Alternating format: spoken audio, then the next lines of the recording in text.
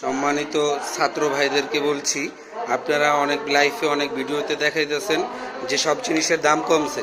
আসলে আমরা বাজারে গিয়ে দেখি যে আরও বাড়ছে, কিন্তু কমতেছে না। বিষয়টা কীরকমের আপনারা একটু ভালোভাবে যাচাই করে দেখেন। আসলে এই যে বটবুটি কিনছি 80 টাকা কেজি, এই যে টমাটো কিনছি 160 টাকা কেজি, এই যে ভেন্ডি কিনছি আপনার 50 টাকা কেজি। আসলে আমরা কিন্তু দেখতেছি না যে কোনো কিছু কমছে, বরঞ্চ বাড়ছেই মনে হইতেছে। এই যে দেখেন মূলা কিনছি 80 টাকা কেজি, এই যে কাঁকরোল হইতেছে 100 টাকা কেজি। তাহলে কমলোটা কোন জায়গায়?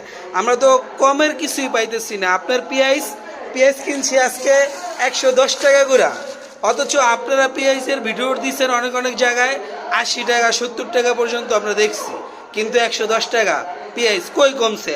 আমরা গেলবার 100 টাকা করে কিনছিলাম, কিন্তু এখন তো আরো 10 টাকা বেশি, কম তো দেখি না।